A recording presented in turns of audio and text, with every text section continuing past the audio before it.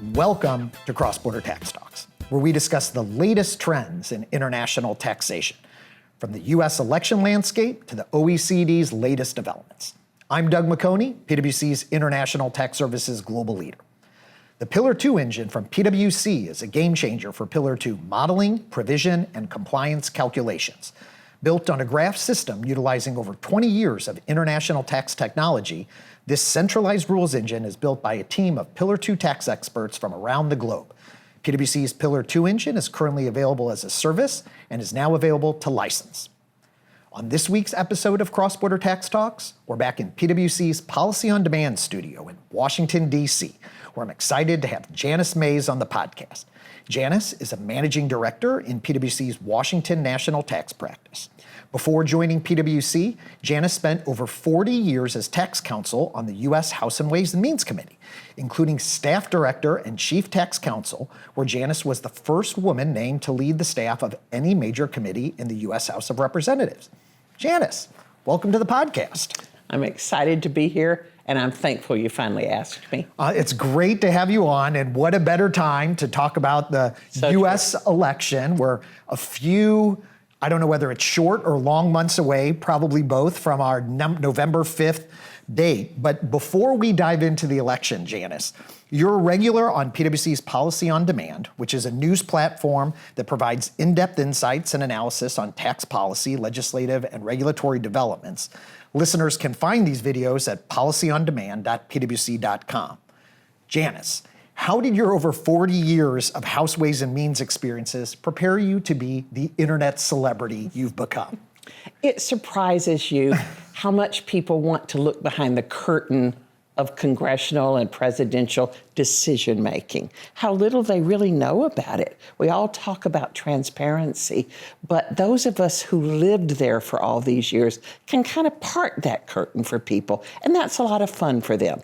We do a lot of technical things, but we also have fun just explaining the process, explaining the way things happen. We're sort of the luckiest people in the world. We loved our first careers, and this second career for us is just great. People deserve to understand how their government works. I love it, and I'm an outside the Beltway guy, from the Midwest, live in St. Louis. I did spend 5 years here, almost 5 years here as part of my career, so kind of got within the Beltway. But that really is the thing that I enjoy the most, is having kind of a window into the process, and how much I've learned from you and Rohit and the entire team. It's I would really encourage listeners to check that out, and particularly no shortage of things to talk about with a pending election. I also like how we respect each other.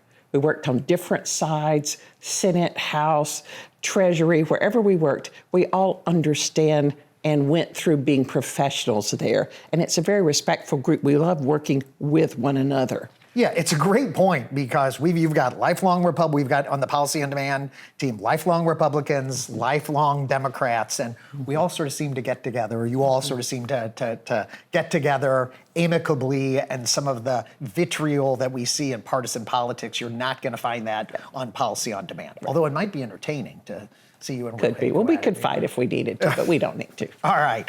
So with, I think, a good transition before we actually dive into the election, knowing that almost half of our listeners here on the Cross-Border Tax Talks are outside the U.S., can you remind folks, just to really set the table, how is tax policy set in the U.S.?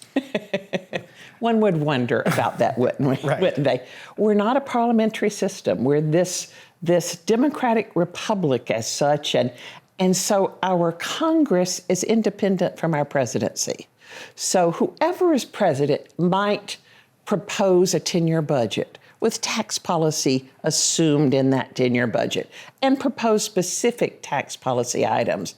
But that Congress has to write the law, and then the president signs that law and enacts it, actually makes it happen.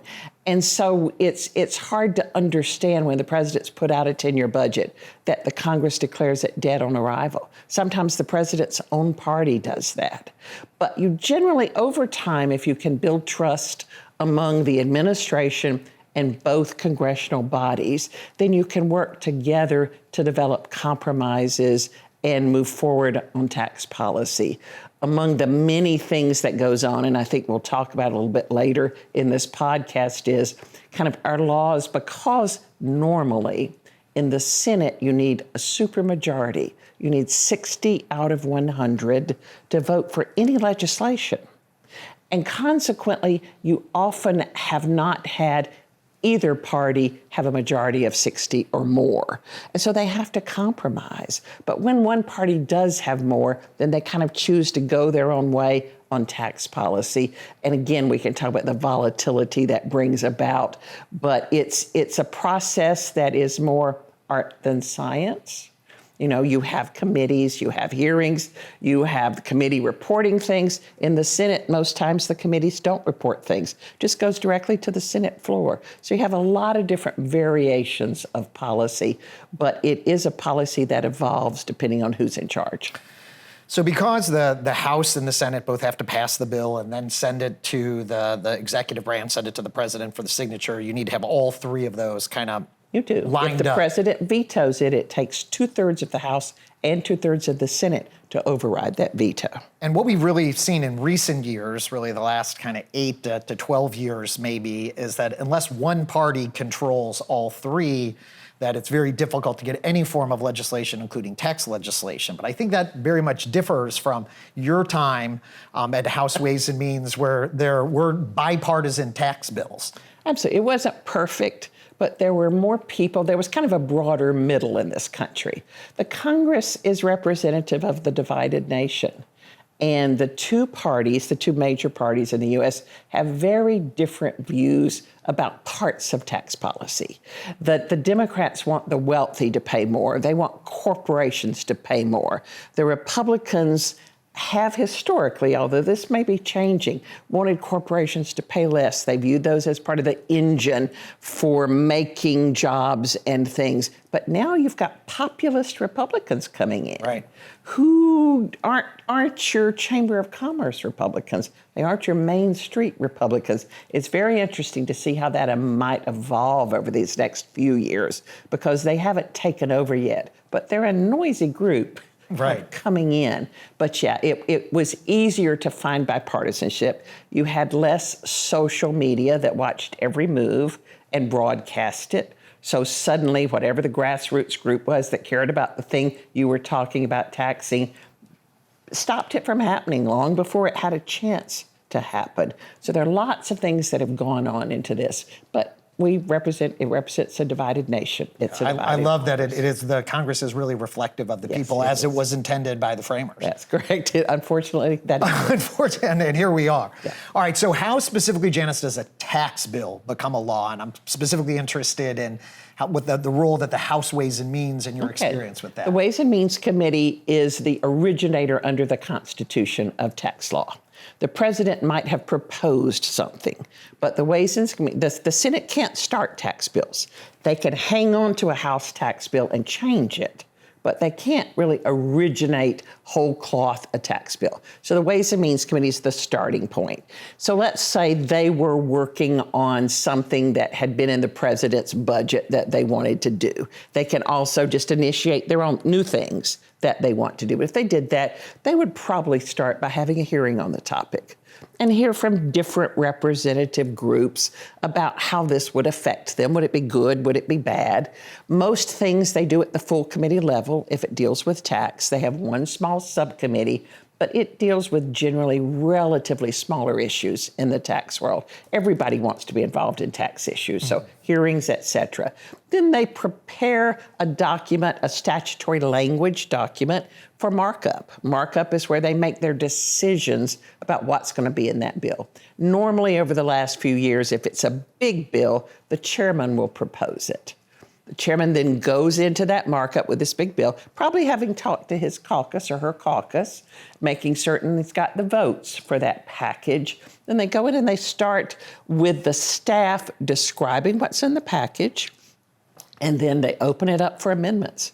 And you can have an amendment process. The chairman generally has made the first amendment, a big amendment to the whole package. And that's only to keep people from doing derivative amendments. You have to do one direct amendment and vote on that amendment. You can't amend that amendment and, have all this. The amendment tree is a very complex thing. Okay. But it simplifies that markup. And then the committee, if it's willing, it reports that bill favorably Sometimes they want to prove they didn't want to do something. They report a bill unfavorably to the House, but they report it favorably. Then it goes over to the House of Representatives for consideration. Generally, historically, you don't let the House of Representatives amend a tax bill because there's just so much open for amendment in that context. And so you have a rules committee that sets the rules for debate, says it might offer kind of an amendment that helps the bill be more popular on the floor, but then that's adopted into that language. Then the House passes it, goes to the Senate. Normally in the Senate, it would be referred to the Senate Finance Committee, the Ways and Means counterpart, and they'd go through that same process. Over in the Senate, though, over the last few years, they've begun to hold bills at the desk. And the committee, the leader in the Senate didn't necessarily think the committee would do what the leader thought it should do with that bill. So the leader just kind of keeps it and then sort of negotiates with the committee members what should be in that bill, and it often goes directly to the floor. If they're doing this process we've talked about, remember I said it takes 60 votes to pass something in the Senate. But over the years, the Congress has wanted to do deficit reduction. And so it developed a budget process called budget reconciliation. If both houses can agree on the same budget over 10 years, that generally means they're the same party. If they can agree on that budget and kind of where spending should be, where entitlement should be, where revenue should be coming in, then they can tell themselves, you have to reconcile through legislation this thing we said we were going to do. Now, because the budget's 10 years, it's limited to 10 years. A lot of stuff expires and people don't understand why. It's this arcane budget rule that they're using. And the reason they use this process, in the House, you always can pass anything you want by a majority vote. Right. And the Rules Committee can limit debate. In the Senate, you have both filibusters and you need 60 votes. This process lets you get there with only 51 votes, and that can be 50 members and the vice president voting for it. So it makes it easier to do things. That's why the 2017 tax legislation was done this way. Obama's health care legislation, right. Bill Clinton's welfare legislation, they all use this process because they couldn't get 60 votes in the Senate. Yeah, and this is a question, Janice, I get a lot as I travel around the globe because it seems curious, understandably, particularly from those outside the U.S., like, why are these provisions constantly either sunsetting or ratcheting up or changing? And to your point, it's because they don't have the 60 votes in the Senate, given where we are from a partisan politics perspective. To get the 51 votes, it has to be budget neutral over that 10-year window, and therefore provisions You can actually expire. lose money in the 10 years if your budget said you could. Okay. Back in 2017, they lost $1.5 trillion over 10 years.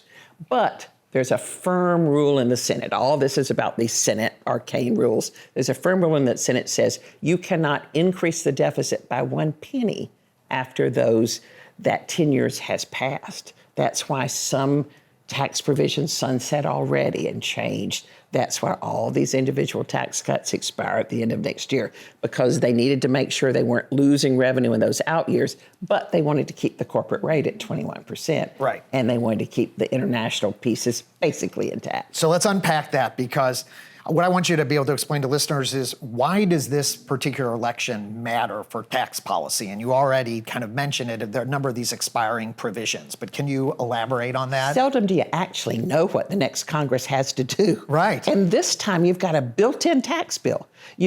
Nobody wants all those tax cuts to expire for individuals. We all keep looking at all the corporate stuff, but it's really the individual tax cuts that drove this bill to its enactment. And they are all going to expire at the end of next year. Now, that's a $4 to $5 trillion cost. And these are the provisions from the Tax Cuts and Jobs Act enacted during the Trump administration. These are the rate cuts for individuals. Yep. It's a state tax relief. It's a lot of things for individuals.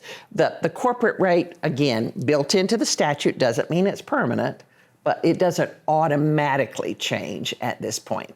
A few international rules do, and we've had some business things that got tightened along the way because everything's got a revenue tail, and you had to shut some things down early to make sure beyond the 10 years you got blessed for being no deficit increase. So seldom do you get to know that. So whoever gets elected is going to have a chance to set policy for at least 10 years.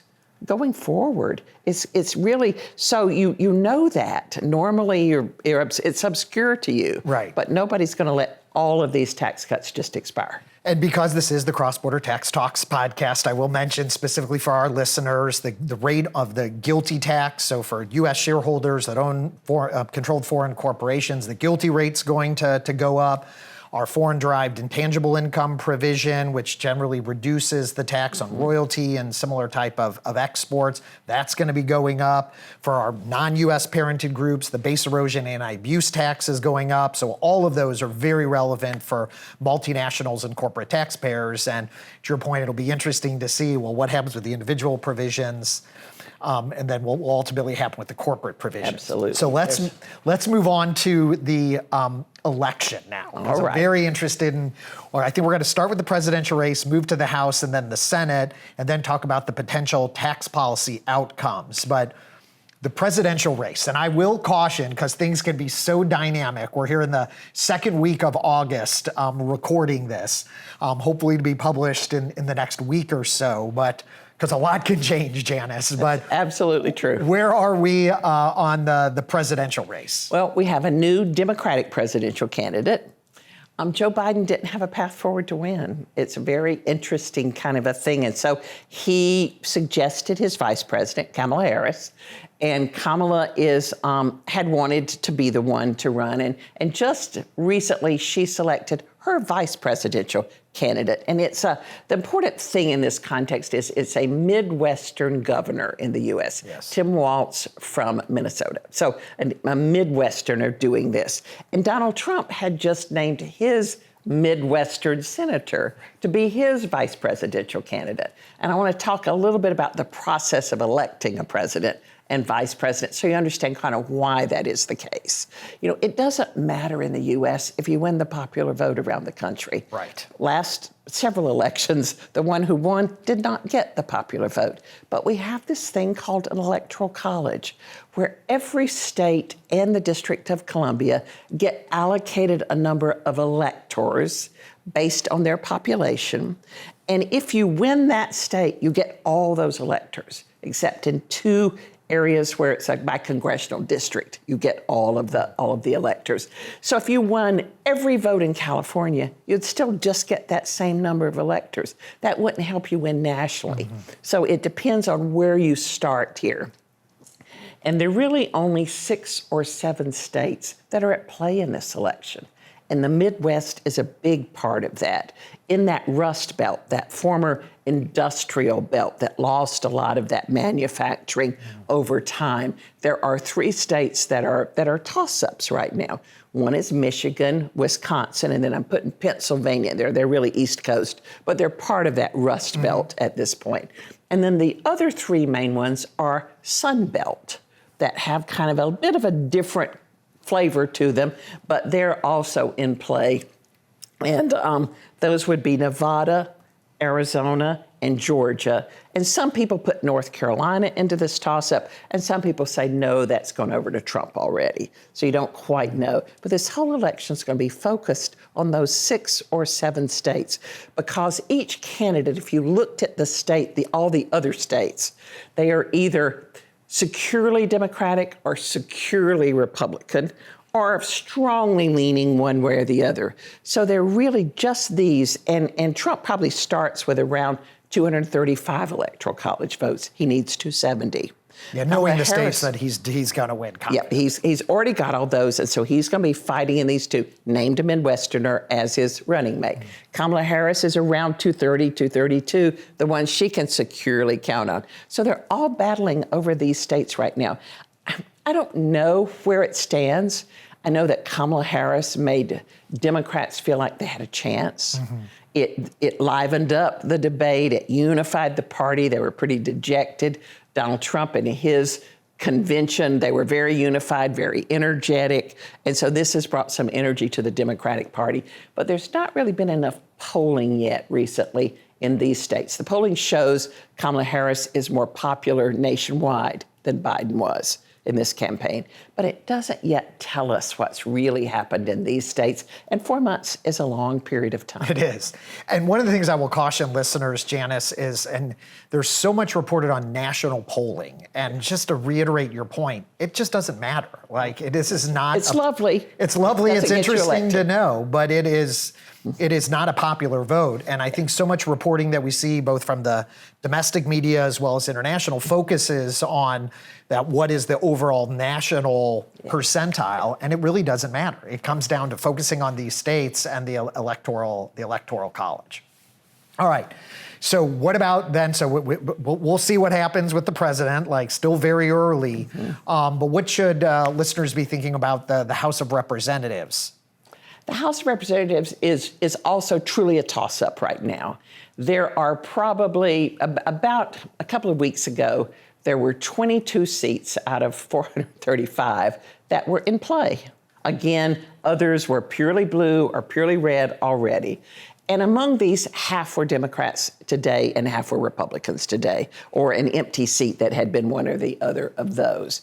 I think the way I would look at the House, though, that there are some Republicans— the last election was a midterm election. Nobody was at the head of the ticket running for the presidency. And so some people won that might not win when you got somebody else at the head of the ticket, and the people in that district want to vote one party or the other in that context. That's true in New York State. That's true in California, where some Republicans were elected that every other year, when there's a president at the top of the ticket, Democrats get elected. So there's some topsy-turvy stuff going on. And there's a lot more people just that vote in the presidential election. Absolutely. These seldom voters are people that both parties are trying to get to vote in the presidency right now, but they don't always vote for the other election 2 years apart. Right. But historically, the House, if whoever wins has some coattails, if they win by more than just a smidgen, I think one could think about the House being of the same party at the end.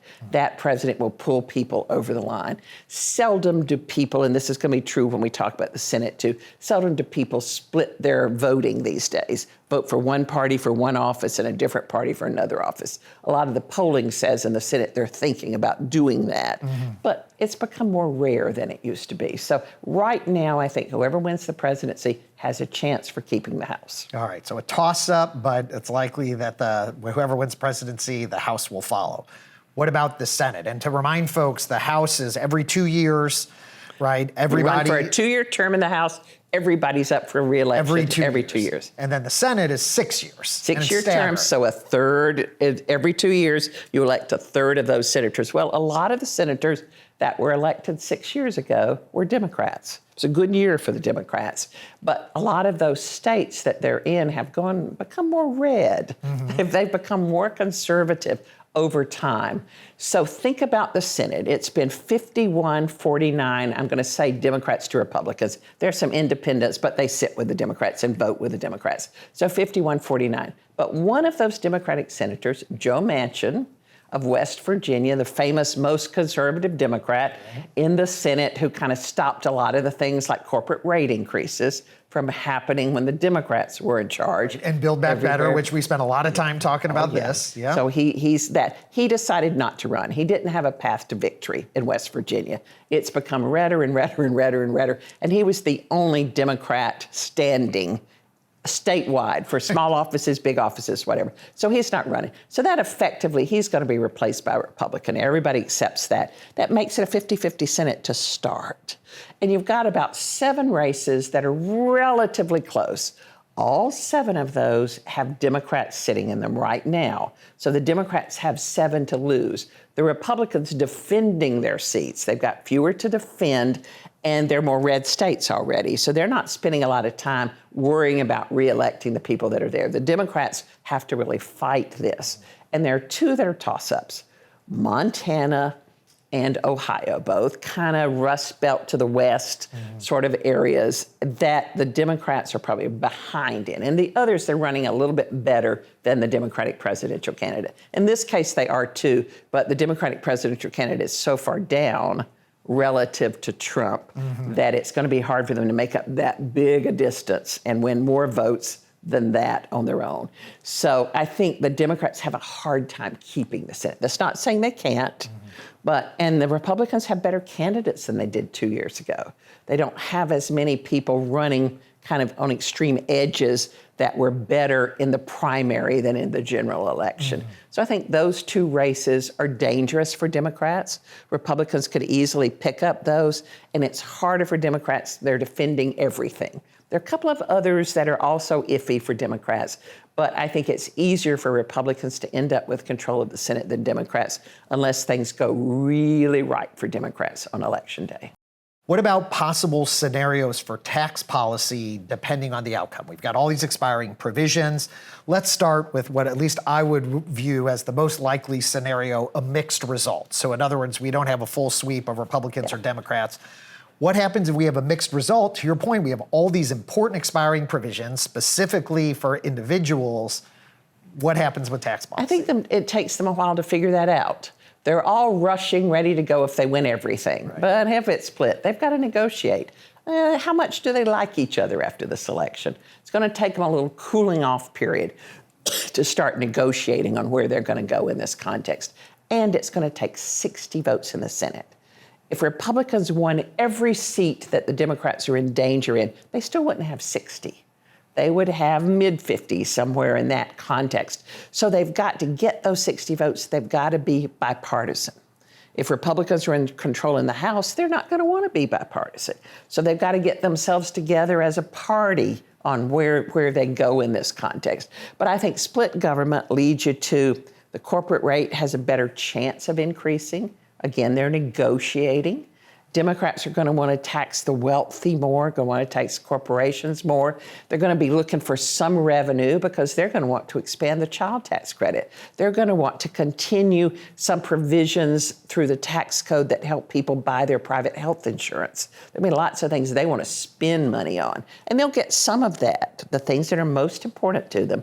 They'll figure out how to do, because otherwise you're letting tax cuts expire and everybody's going to be a little nervous and trying to point to the other side and say it's their fault tax cuts expire. But you're all going to be blamed a bit if that happens. So I think you have that. I think the international things, I don't know that that's first priority for Democrats to fight over. It is for me. I know, in that context. So I don't think they change substantially. One thing that's good is both parties agree on the structure of the international thing. When Democrats were in charge, they didn't try to undercut the structure that had been designed in the 2017 bill. They wanted to tighten it, make it tougher, and people pay more tax, but they kept it as a structure. They kept current taxation and not deferred taxation. There were a lot of things that it kind of breathed a sigh of relief. They didn't go back and try to rebuild that whole thing. So I think there is that. I think concerns about deficits and Democrats' desires to spend on some things are going to put in jeopardy some things that business cares about. I think that is just going to be sort of a fact. But again, it is possible at the end of 2025, they punt for a couple of years, depending on who thinks they're going to have a better chance after that next election to be in more control than they're in now. So do they extend then? They would extend the tax cuts for a short period of time in that context and buy themselves some time. You know, they might not extend everything, but they would do the basics, I think, for individuals in that context. And if that's the case, if we end up with a mixed result, and I mean, I would love to see a bipartisan tax legislation. If that doesn't happen and they kick the can and extend, I think one of the common questions I get is the U.S. going to be enacting Pillar 2? I think under that mixed result, the likelihood is remote. But let's now talk about if we have full Republican control or full Democrat control. So if we have full Republican control, I'm not even going to ask you the question. The likelihood of the U.S. adopting Pillar 2 is probably zero. Nil. But what about some of the other tax policies? Well, if Republicans you only need 51 votes in the Senate, so you get to have your way if you can stay unified. So what about these populist Republicans? How are they going to change these things? You start off with President Trump, if elected, wants to keep it all going. He loved it, thought it was great. The thing he cared most about was the corporate rate. He likes round numbers. He'd love for it to go down to 20% from 21. I don't see that happening. It's about 140 plus billion for 1 point over 10 years. They're going to be jealously guarding that revenue to do other things they care more about. So, but I think it has a great chance with Republicans only staying at 21. If it goes up, maybe a couple of points would be the most to, again, pay for things they all want to do over on that individual side or the pass-through entity part of that. I think on the international side, they want to keep the rate increases from happening. That's their goal going in. Rate increases to guilty FDI. All of those international minimum tax rules. Right. They want to not make them tougher if they can. And there's some glitches in some things like BEAT and some other things. Yeah. They'd love to have a chance to fix that. Sure. They'd love to have a chance under those guilty rules to try to give full foreign tax credits, give carryovers of things. So there are a lot of things around the edges they would like to do, they'd try to do.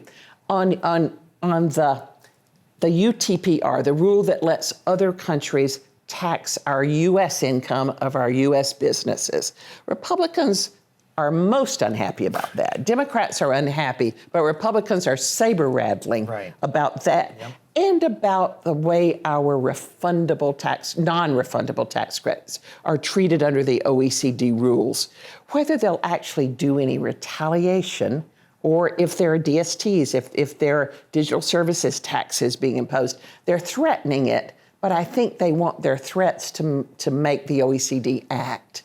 And if you've got a Republican administration, they're going to go in in a more harder way than a Democratic administration has, trying to get the OECD to change those rules and other countries to accept the U.S. rules as they want them to be and treat them as good rules under all those OECD things. So a little bit unknown, but a chance for our multinational companies to kind of breathe a sigh of relief in that context. Yep. My view, Janice, is if the Republicans can control that, I do think they'll likely have some form of retaliation, both with respect to the undertax profit rule, as you described, as well as DSTs, is much more likely. Again, the likelihood of the Republicans conforming BEAT to the UTPR, for example, is very low, if not nil. Correct. So something to keep an eye on, particularly for our non-U.S. listeners. And I think they'll let the world know that Pillar 1 would have no chance. I've kind of already let the world know that, Janice, really underneath their administration. We'll see where this all shakes out. But I'm not that confident, even the Democrats, that I'm with you. Forward. I'm with you. All right, so let's talk about what if the Democrats sweep? Well, if the Democrats sweep, again, they have to stay unified, need only 51 votes in the Senate. They will try to raise the corporate rate some. It's hard to know. You don't know yet if Kamala Harris is going to change the Biden proposals to be kind of different. The first place I would look is when the Democratic convention occurs, they're going to adopt a platform. Right. And that'll have some tax provisions in it. Are those different from what Biden proposed? That means she had a hand in changing those in that context. So that'll be our first little glimpse at where this goes. But I think for now, you have to look at what Biden proposed. So proposed full back to 28% for corporations. Even the House, when they were in charge, only went to basically 26%. So I don't think he gets that. You no longer have Joe Manchin and Kyrsten Sinema in the Senate to protect from any rate increase. So a couple of points potentially could happen. Wealthy individuals could pay more. I do think in all scenarios, if the rate is, let's say, especially if Trump is president and you had that mixed group in Congress, if the rate is kind of triggers him being very unhappy, I wouldn't be shocked for the stock buyback tax or less deductions when you pay your executives a high amount of income. Other kind of corporate things that are below the radar, finding revenue from corporate America to help subsidize or help reduce the cost of this thing. I think for Democrats, those things are very clear because, again, they're going to want to do child tax credit. They're going to want to do their health provisions. So there's kind of going to be this battle. CAMT, the big minimum tax within the U.S. Not the Pillar 2 tax. Not the Pillar 2 tax. It's our other minimum tax. They're going to want to raise the rate on that some. Not clear to me if that happens, but that could. One of the other proposals from the Biden administration, and this was part of the Build Back Better, was per country guilty. And there's been a lot of discussion, and apparently during the administration's first discussions with the OECD, that the OECD had committed that if we move to a per country guilty, that would be a qualifying income inclusion rule. It will be interesting to see, to your point, whether when Vice President Harris, when the Democrats announce their proposal, whether anything's included in that. Typically, they don't have that level of specificity. But I'm very interested now that we are well into Pillar 2. We have 36 countries that have enacted. Mm-hmm. I have some personal questions about whether the OECD will continue to honor that commitment that was never sort of illegal. It was an informal commitment, particularly now how we know how different the tax base is for Pillar 2 using these financial accounting standards and the base under U.S. tax principles for guilty. But I think that's something to keep an eye on. Yes. Other verbal commitments didn't stick. That's a good Why should this one? Right. It's questionable. I have no idea where it'll go, but it is questionable. And when companies are really spending a lot of time trying to educate people in Congress, on the House Ways and Means Committee, for example, only 5 Republicans were here in 2017 when that legislation was done. So they're trying to go in and talk about both the corporate rate and these international rules, and they're trying to explain the complexities of that per country rule in this context. I have to say they get some response, a lot from Democrats, but some from Republicans.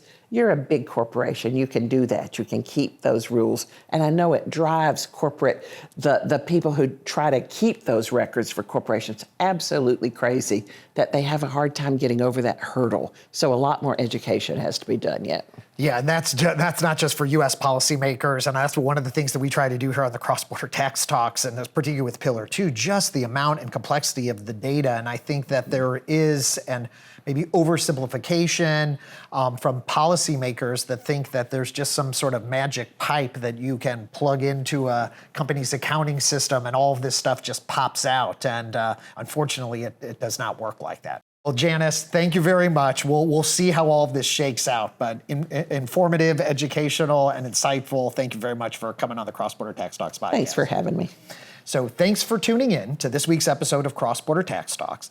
Thank you, Janice Mays, Managing Director in PwC's Washington National Tax Services practice and regular contributor to PwC's Policy on Demand news platform that can be found at policyondemand.pwc.com. I'm Doug McHoney, PwC's International Tax Services Global Leader. Stay tuned for another exciting edition of the Cross-Border Tax Talks podcast.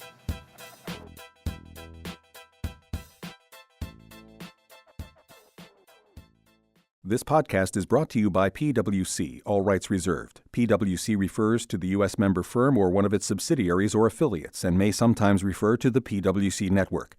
Each member firm is a separate legal entity. Please see www.pwc.com/structure for further details. This podcast is for general information purposes only and should not be used as a substitute for consultation with professional advisors.